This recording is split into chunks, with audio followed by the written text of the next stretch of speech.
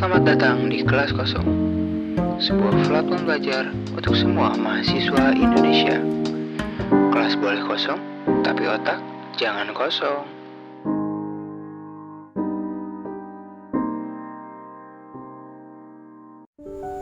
Halo semua, nama gue Devandra, dan di video ini aku mau membahas mengenai rekursi.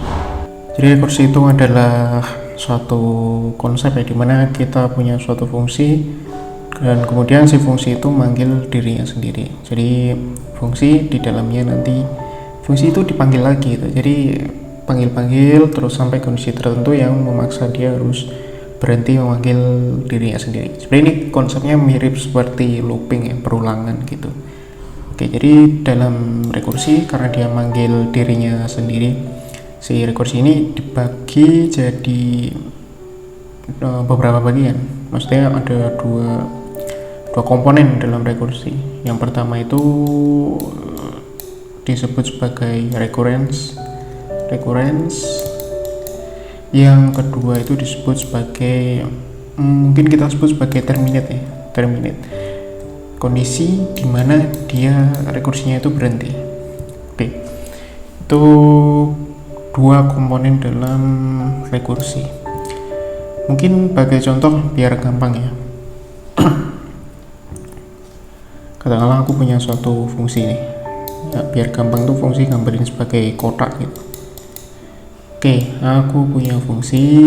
Di fungsi ini dia ada sub-subnya, ada bagian-bagian kecil fungsinya gitu. Nah, katakanlah si fungsinya ini dia berhenti di iterasi keempat. Misal. Nah, terus kita breakdown nih, coba kita breakdown 1, 2, 3, dan 4. Yang pertama, oke, mungkin 0 dulu deh, ini buat inisialisasi si fungsinya. Misalnya fungsinya pertama dipanggil nih. Nah, fungsinya dipanggil dulu kan nih. Fungsinya sendiri itu ada dua kondisi ya. Misalkan jadi ketika kita anggap gini, fungsinya tuh punya dua return, katakanlah. Return yang pertama itu return yang terminate, kondisi terminate. Kita anggap aja ini sebagai 0 gitu kan. Kemudian fungsi yang kedua, return yang kedua itu kita kasih value dari iterasi entah keberapa, ke 1, ke 2, atau ketiga, atau keberapa gitu, ditambah dengan pemanggilan fungsi itu sendiri. Ya, ini aku simbolkan seperti ini ya biar gampang kita memahaminya gitu. Oke, jadi ini kita inisialisasi dulu. Oke, inisialisasi kosongan. Nah, katakanlah ketika dia iterasi pertama tuh katakanlah belum terminate nih, masih masuk ke recurrence. Nah, maka dia akan ngeluarin nilai di iterasi pertamanya ditambah dengan nanti dia manggil dirinya sendiri gitu ya. Jadi dia keluarin nilai tambah manggil dirinya sendiri. Kemudian karena dia manggil dirinya sendiri, maka dia masuk ke iterasi kedua dimana dia masih nilai yang di iterasi pertama masih ada, ditambah dengan katakanlah di iterasi kedua itu belum selesai nih, belum terminate, jadi dia manggil dirinya sendiri lagi. Oke, berarti dia ngeluarin value di iterasi kedua. Kemudian dia tambahkan dengan si manggil fungsi itu lagi gitu. Fungsi itu dipanggil lagi. Oke ya. Nah, kemudian ceritanya di iterasi ketiga itu belum terminate lagi, masih manggil fungsinya sendiri lagi gitu. Berarti dia fungsi yang pertama value-nya masih kesimpan ya, masih ada, tambah dengan nilai di fungsi kedua. Karena dia di iterasi ketiga itu belum terminate, maka dia ngeluarin dari nilai yang ada pada iterasi ketiga gitu. Jadi keluarin, terus tambah dia manggil dirinya sendiri lagi karena belum terminate. Jadi satu rekursi itu kalau udah berhenti ya ketika kondisinya terminate itu.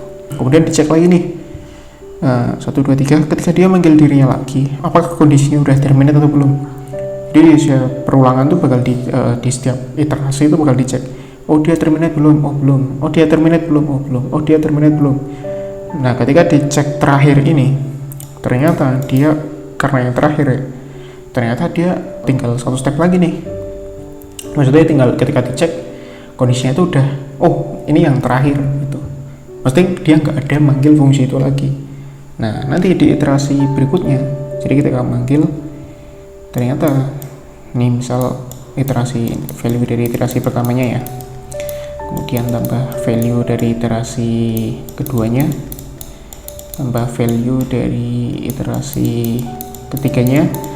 Nah ketika ini kan iterasi kita bukan iterasi ya, kita anggap aja iterasi gitu, nah, meskipun dia sebenarnya pemanggil fungsinya itu. Nah jadi ketika pemanggilan fungsi keempat ini ternyata ketika dicek dia itu memenuhi syarat dari terminate-nya.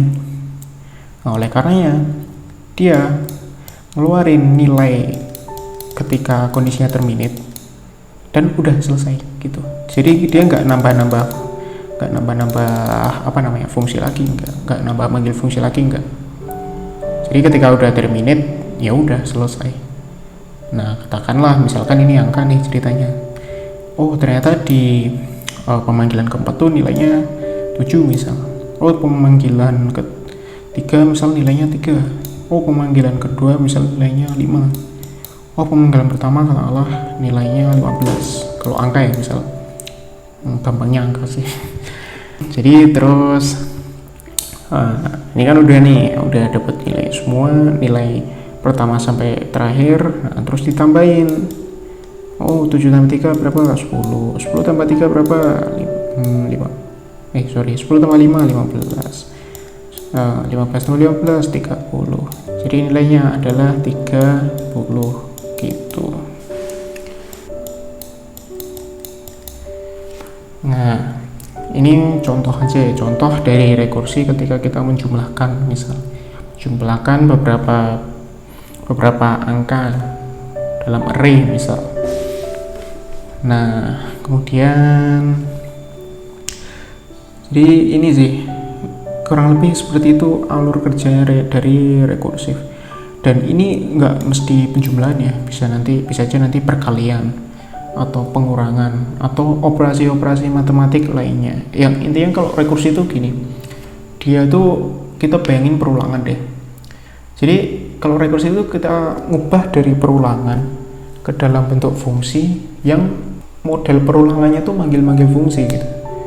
Jadi ada pengurangan. Jadi intinya kalau misalkan kalau kita mainan perulangan ya, itu kan ada inisialisasinya dulu, misal integer i sama dengan 0, kemudian ada batasnya, misalkan i kurang dari 5 misal, kemudian ada stepnya, stepnya plus 1 plus 2 atau berapa gitu.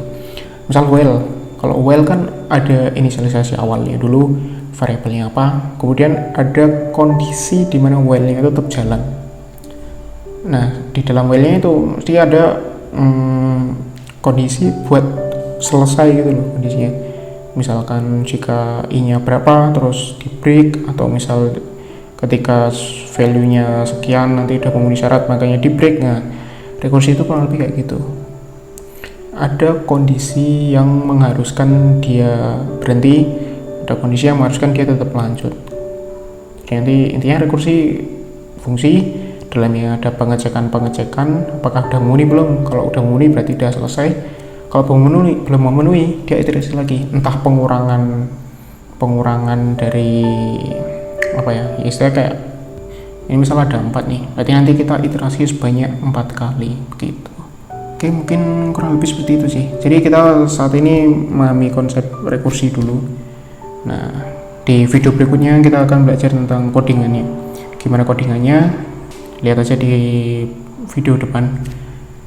Oke, biar nggak kelamaan dan bosen sih, mungkin sampai sini dulu. Terima kasih sudah nonton, semoga bermanfaat. Sampai jumpa lagi.